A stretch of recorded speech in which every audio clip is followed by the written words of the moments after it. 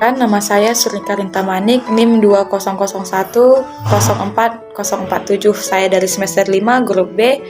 Mata kuliah ini Perencanaan Program Pendidikan dengan dosen pengampu Ibu Marina Letaran Nababan MPD. Baik, adapun tujuan dari pembuatan video ini ialah untuk mereview materi perkuliahan selama satu semester ini, yaitu semester 5. Hal-hal yang saya pahami selama perkuliahan mata kuliah perencanaan program pendidikan ini ialah di mana perencanaan pendidikan itu merupakan suatu proses untuk mempersiapkan kegiatan di masa depan dalam bidang pembangunan pendidikan atau untuk meningkatkan kualitas pendidikan. Adapun yang menjadi tujuan perencanaan pembelajaran ini untuk mewujudkan proses kegiatan dalam mencapai tujuan pendidikan secara efektif dan efisien. Perencanaan pendidikan ini dibedakan menjadi dua jenis, yaitu dari segi ruang lingkupnya dan dari segi waktunya, di mana dari segi ruang lingkupnya itu juga dibedakan menjadi tiga jenis, yaitu perencanaan makro, perencanaan meso, perencanaan mikro, di mana perencanaan makro itu merupakan perencanaan yang bersifat umum atau menyeluruh, yaitu di mana jika dibuat suatu perencanaan akan berguna atau dipakai oleh menyeluruh atau bisa juga berlaku dalam suatu negara. Misalnya itu perencanaan tentang kurikulum. Yang kedua itu mengenai perencanaan meso, di mana perencanaan ini berada di tingkat kabupaten atau kota dan kecamatan. Perencanaan ini terjadi karena adanya perbedaan kondisi dan situasi di suatu daerah. Contoh perencanaan meso itu ialah kalender pendidikan. Bisa kita lihat bahwa setiap daerah memiliki kalender pendidikannya masing-masing.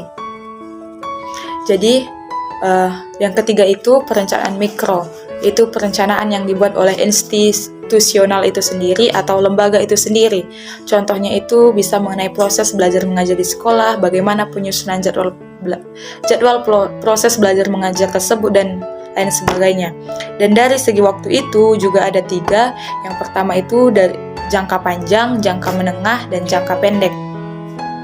Dengan demikian, dalam melakukan perencanaan pendidikan juga tidak boleh asal-asalan, sehingga perlu diperhatikan segala proses atau tahap demi tahapnya. Untuk itu, yang menjadi proses dalam perencanaan pendidikan ini ialah yang pertama itu mengumpulkan dan mengolah data, yang kedua menganalisis dan diagnosis, yang ketiga perumusan kebijakan, yang keempat itu perkiraan kebutuhan di masa depan. Jadi dalam merencanakan ini kita harus memperkirakan apa yang akan kita butuhkan di masa depan. Yang kelima itu menghitung biaya rencana pendidikan, yang keenam pemetaan sasaran, yang ketujuh itu perumusan rencana, yang kedelapan perincian rencana, dan yang kesembilan itu implementasi rencana, dan yang tahap terakhir itu atau yang ke-10 evaluasi dan revisi rencana. Jadi setelah dibuat rencana, maka rencana itu juga akan dievaluasi dan direvisi apakah rencana itu sudah benar-benar kita lihat baik atau tidak. Jika tidak, maka akan direvisi kembali.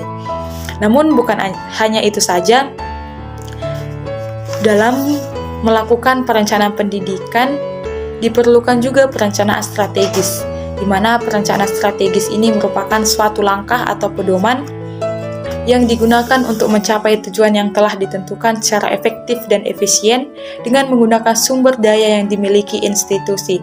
Jadi, segala sumber daya yang ada di institusi itu akan terpakai.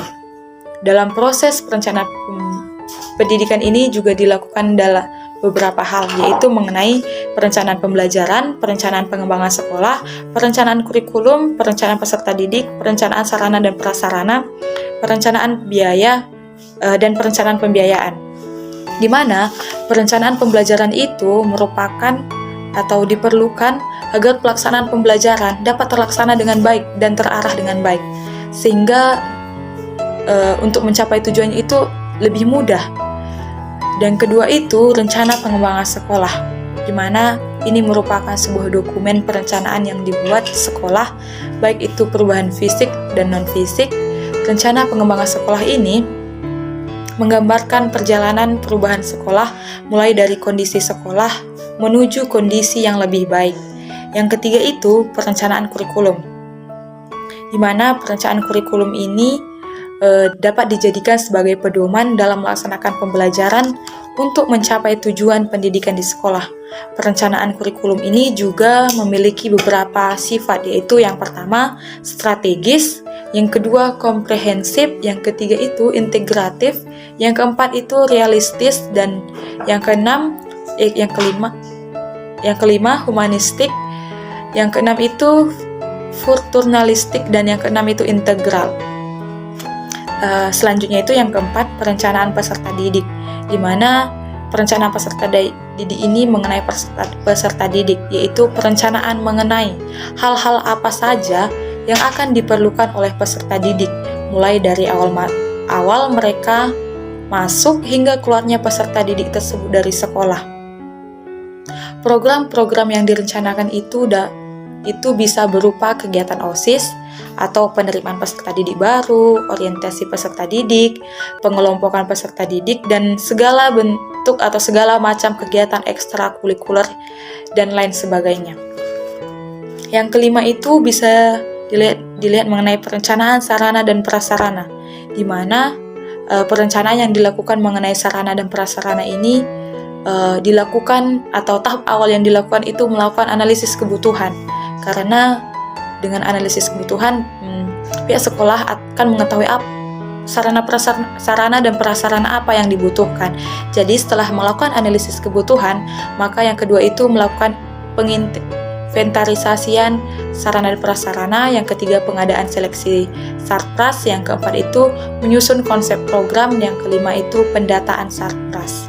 Yang keenam itu rencana pembiayaan, di mana rencana pembiayaan ini dilakukan untuk menyusun anggaran biaya terkait program-program pendidikan, baik itu pengeluaran untuk kegiatan pembelajaran, untuk administrasi atau tata usaha, sarana dan prasarana sekolah, gaji pegawai, pembinaan untuk tenaga pendidikan, dan sebagainya.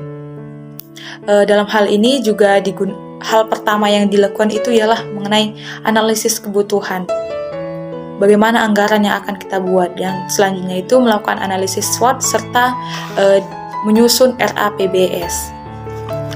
Dengan demikian, perencanaan program pendidikan ini merupakan hal yang sangat penting bagi lembaga pendidikan. Dan selanjutnya itu, hal yang saya dapatkan selama belajar perencanaan program pendidikan ini ialah di mana ternyata setiap program-program yang ada dalam pendidikan itu harus direncanakan dengan baik dan harus dibuat secara sistematis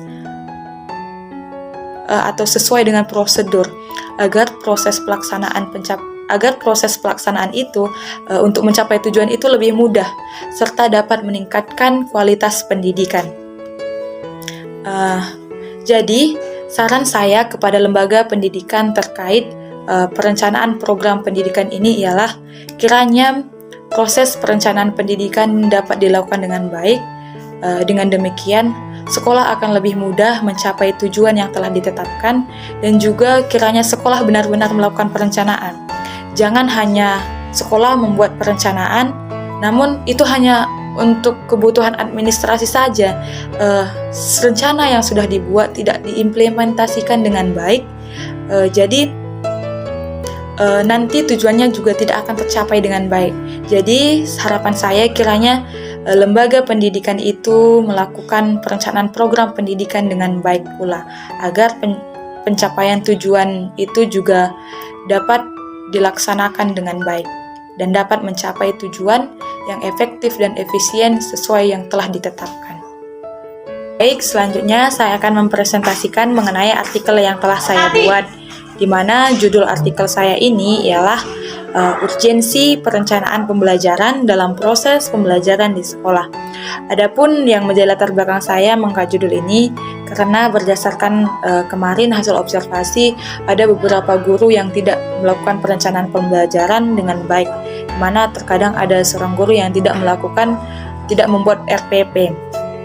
Jadi karena masih ada beberapa guru yang tidak membuat perencanaan pembelajaran sebelum melakukan pembelajaran kelas dimulai, bahkan sebagian guru menganggap bahwa perencanaan pembelajaran ini hanyalah sebatas keperluan administrasi saja dan menganggap bahwa pelaksanaan pembelajaran yang pelaksanaan pembelajaranlah yang sangat penting. Dengan demikian, kiranya artikel yang saya buat ini dapat membuka wawasan seorang guru agar dapat mengetahui betapa pentingnya perencanaan pembelajaran dilakukan, karena jika ada perencanaan pembelajaran, maka pelaksanaan pembelajaran itu akan lebih terarah.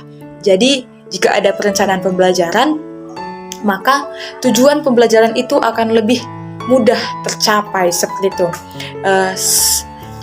Dan hal-hal yang saya uraikan mengenai artikel yang saya buat itu ialah yang pertama itu membahas mengenai definisi, sehingga dalam artikel saya itu juga membahas apa yang menjadi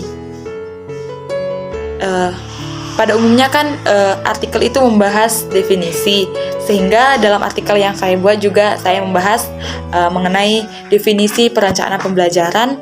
Selanjutnya membahas mengenai prinsip-prinsip perencanaan pembelajaran dan fungsi serta tujuan perencanaan pembelajaran, dan bagaimana langkah-langkah dalam menyusun atau pembuatan perencanaan pembelajaran, serta selanjutnya membahas mengenai urgensi perencanaan pembelajaran dalam proses pembelajaran di sekolah. Dan poin-poin penting yang saya uraikan dalam artikel ini dan artikel ini ialah yang pertama mengenai definisi perencanaan pembelajaran, yang kedua prinsip-prinsip perencanaan pembelajaran, yang ketiga itu tujuan dan fungsi perencanaan pembelajaran, yang keempat langkah-langkah menyusun perencanaan pembelajaran. Bagaimana langkah-langkah untuk menyusun perencanaan pembelajaran itu? Poin-poin apa yang akan dibuat itu ada dalam artikel yang telah saya buat. Yang kelima itu urgensi perencanaan pembelajaran dalam proses pembelajaran. Hal tersebut sebenarnya di perencanaan pembelajaran, dan poin-poin penting ini ditujukan kepada seorang guru agar seorang tenaga pendidik tahu apa yang menjadi tujuan dan fungsi perencanaan pembelajaran itu, serta mengetahui bagaimana langkah-langkah menyusun perencanaan pembelajaran, dan seorang tenaga pendidik juga dapat paham mengenai betapa pentingnya perencanaan pembelajaran dalam proses pembelajaran di sekolah. Karena jika sudah direncanakan, maka pengimplementasiannya akan lebih mudah, tidak terbelok. Jadi sehingga seorang guru dapat melaksanakan pembelajaran sesuai dengan rencana yang telah dibuat. Dengan demikian, pelaksanaan pembelajaran dapat terlaksana sesuai arah dan mencapai tujuan yang telah ditetapkan. Dan menurut saya hal yang perlu diperbaiki dalam artikel yang telah saya buat itu ialah dimana mungkin teori-teorinya bisa ditambah, karena ada beberapa yang sepertinya kurang, dan seperti langkah-langkah penyusunan perencanaan pembelajaran itu bisa dijelaskan lebih rinci dengan penambahan teori-teori yang lebih relevan seperti itu. Jadi demikian presentasi saya mengenai mengenai artikel yang telah saya buat. Kiranya artikel ini dapat bermanfaat baik itu bagi tenaga pendidik maupun bagi orang-orang yang membutuhkan teori-teori, yang membutuhkan referensi mengenai perencanaan pembelajaran dalam proses pembelajaran. Jadi sekian dan terima kasih. Saya ucapkan shalom.